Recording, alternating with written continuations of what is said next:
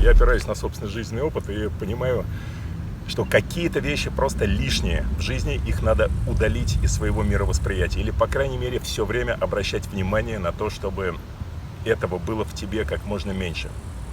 Сегодня вопрос, почему не нужно себя сравнивать с другими. У нас весь социум и вообще все восприятие себя во многом построено на сравнении, на сопоставлении. Мы просто так воспринимаем мир.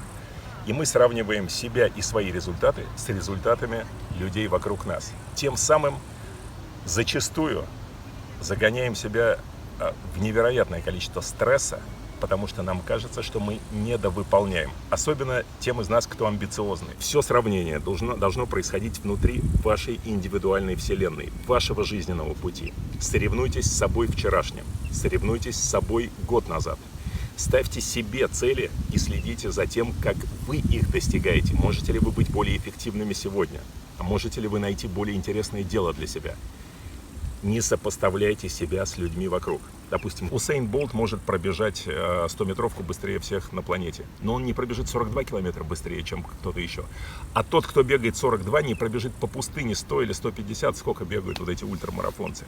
Суть в том, что даже в таком узком сегменте и в такой точечной задаче, которая по сути вообще бессмысленна для счастья человека в жизни, как за сколько ты бегаешь 100-метровку, даже здесь есть оттенки. А теперь представьте, что творится в вас по вопросах успеха.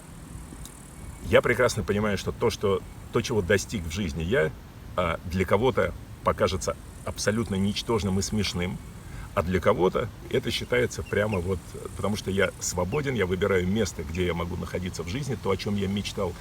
Я занимаюсь любимым делом, рассказываю вам то, во что я верю. И благодаря этому и многим другим я могу писать книги об этом, и их покупают.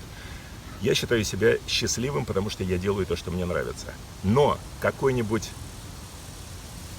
брокер, финансовый брокер на Нью-Йоркской фондовой бирже, для него это будет смешно, потому что это не успех. Для него успех – это показать такую-то эффективность финансовых вложений. Для человека, который открыл эко-отель где-нибудь в лесу и работает с рентабельностью 5%, но зато он знает каждый метр этой земли. Он знает, что все, что он видит вокруг, все, что он построил с помощью сотрудников, вложения своей души, это то, о чем он мечтал. И то, что у него рентабельность 5%, не означает, что он менее успешен, чем тот самый финансовый брокер, у которого рентабельность может быть 50%. Но что создал он с точки зрения владельца эко-отеля? И опять же, я сейчас говорю вам свои суждения, которые для вас не должны значить ровным счетом ничего, потому что у вас есть собственные суждения. Так вот, ребят, применяйте собственные суждения для собственной уникальной жизни. Я призываю вас к тому, чтобы искать и находить свой индивидуальный путь, верить в него. Плевать абсолютно на то, что думают другие о вашем пути, до тех пор, пока вы сами чувствуете, что это правильно. Выйти из зоны комфорта многие рекомендуют. Выходите из зоны комфорта, но на пути к своей собственной мечте. Не потому, что кто-то вам сказал: о, смотри, я выхожу из зоны комфорта, я сейчас там, я не знаю, залезу в ледяную ванную, например, или побегу сейчас по пустыне 100 километров. Ну да, это выход из зоны комфорта. Но, дружище, если ты напишешь себе напишешь, как я хочу жить через 5 лет. Вот прям сочинение на тему. Не для кого-то, не чтобы показать друзьям или опубликовать в газете, или там выставить на какой-то конкурс. Для себя попробуйте описать жизнь через 5 лет. И когда вы это все описали, прям подробно, чем занимаетесь, куда едете, как часто отдыхаете, чем наполнено ваше время. А теперь займитесь тем, чтобы превратить это в реальность. Поверьте, количество дискомфорта на этом пути будет огромное, потому что, естественно, Вселенную нужно немножко так поднапрячь, чтобы она сложила вот эту конструкцию для вас, чтобы вы ее сложили постепенно из обстоятельств. Вот тебе, пожалуйста, хочется дискомфорт? Следуй своей мечте и своей индивидуальной цели. Будет тебе на пути дискомфорт, будут закрытые двери, нужно будет ломиться в эти двери и вдруг видеть другие, которые открываются незаметно, которых ты не видел. Я уже в свое время об этом как-то рассказывал в интервью. Вот эту идею дверей, что вот перед тобой есть цель, вот, и ты видишь некий путь. В основном он неправильный. Но лишь когда ты подойдешь вплотную к этой двери, начнешь в нее ломиться, стучаться, биться плечами, только тогда ты увидишь по соседству более эффективные двери. Но издалека, когда ты лишь фантазируешь и не сделал еще этот шаг, не встал в 4 утра, или, не знаю, не приехал куда-то в холод, мороз, когда тебе хотелось отдыхать, но ты приехал к этой стальной двери, и ты бьешься об нее головой, и только тогда ты видишь другие. В общем, ребят, ваш путь неповторим. В вас верить сильнее всех будете только вы. Что бы люди ни говорили, они могут в вас сомневаться, они могут вас отговаривать, они могут говорить, что они вас понимают, или могут говорить, что они вас не понимают. Это все совершенно не важно. Будьте уверены в себе. Ну а теперь пойдем подтягиваться.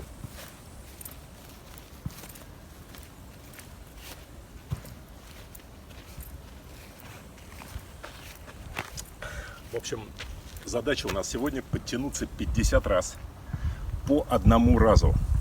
То есть подтянулись один раз, отдохнули. Потянулись второй раз, отдохнули. Минимальный отдых. Цель отдыха – не сбивать дыхалку. То есть вы должны подтягиваться не на выносливость, не превращать это в кардио, а делать просто силовые повторы, так как это силовое упражнение. И мы работаем на развитие силовой выносливости, не кардиовыносливости. В этом логика. Естественно, с ней можно спорить. Есть еще масса методов того, как увеличить количество подтягиваний. Я вам предлагаю этот простейший метод. Его очень просто запомнить. 50 раз по разу. Прежде чем начну, еще минимальный комментарий. Значит, 2 правила. Не гнать, то есть не нужно торопиться, но и не отдыхать излишне. И второе, менять хваты. Все время меняйте хваты, вы сейчас увидите, как я делаю. Если вы весите мало, например, там 60-70 килограммов, естественно, 50 раз, может быть, для вас будет слишком легко. Мой вес сейчас 104, я использую это на 50 раз, мне это комфортно. Но, естественно, я могу сделать и 70, и 80. Все зависит от количества отдыха и цели и задачи. Я считаю, оптимально 50-70 раз. Начнем.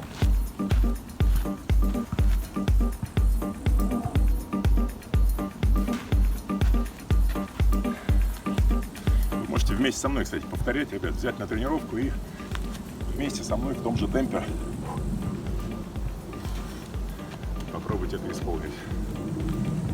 Я буду иногда говорить, или чуть сбивать дыхание. Так что учитывайте этот момент.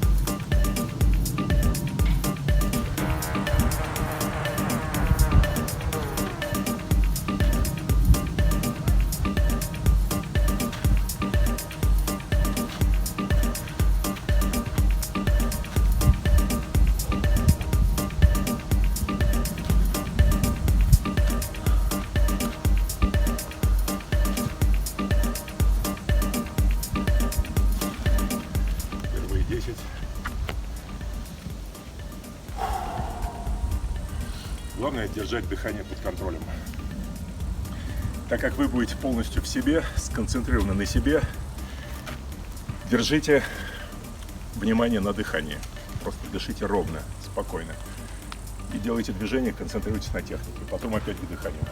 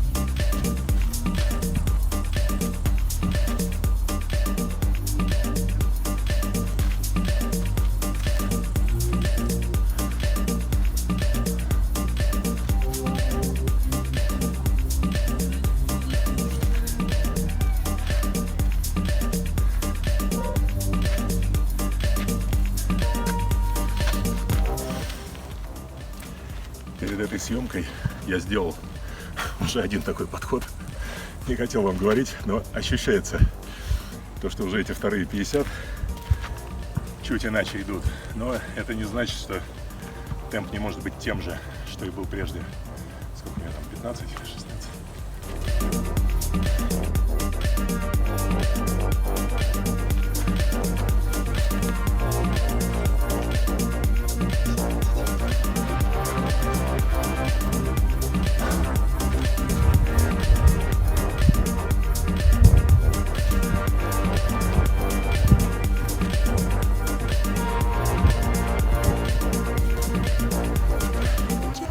Смотреть это, конечно, не так интересно, как делать, поэтому лучше делайте вместе со мной.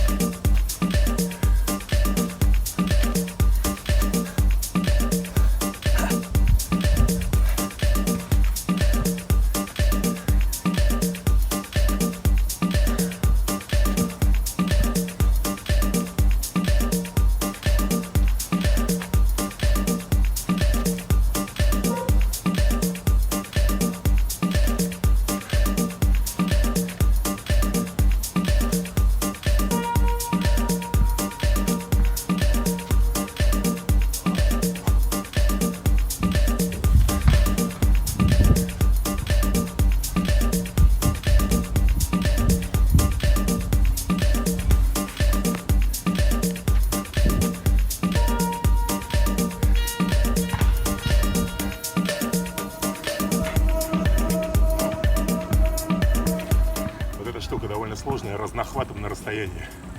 У тебя больше нагрузка всегда приходится на руку, которая ближе. Но тоже интегрируйте это в свой набор.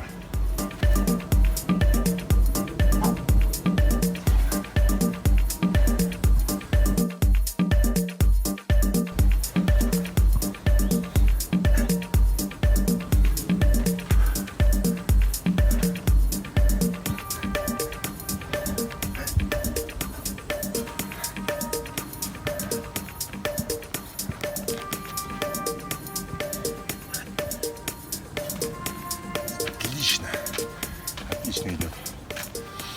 Очень кайфовый метод, потому что не похож на привычное ощущение, когда ты делаешь подряд. Забиваешь немного мышцы и, естественно, дыхалка. Ну, сейчас тоже, смотрите, дыхание это все равно, оно постепенно накапливается. Этот долг кислородный, что превращает это все равно немного в кардио, но надо к минимуму сводить эти ощущения с помощью темпа правильного. К минимуму сводите нагрузку на дыхание. Я, естественно, у меня еще здесь разговоры, эти болтовня все что-то сбивает.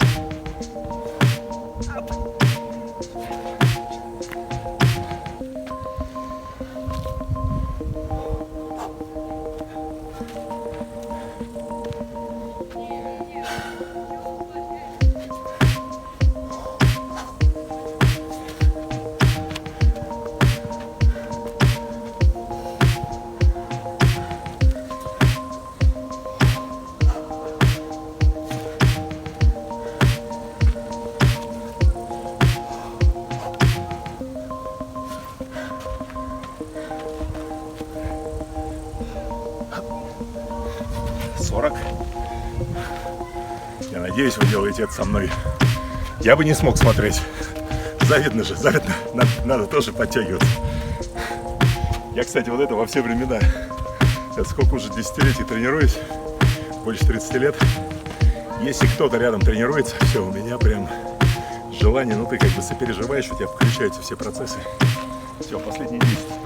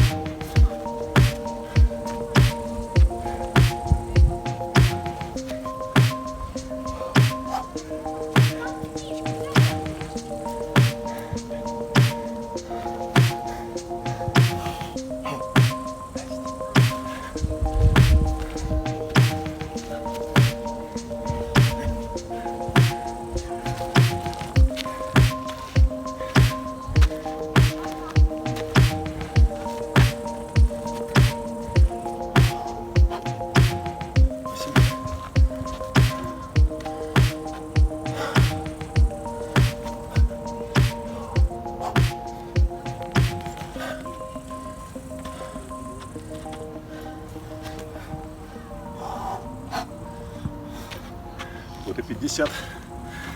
В общем, ребят, повторяйте, пишите свои ощущения. Это один из способов. Испытайте его на себе. Напишите, как это все тело восприняло, можете ли вы это порекомендовать и поделиться своими какими-то мнениями об улучшении. Набор хватов можно еще разнообразить.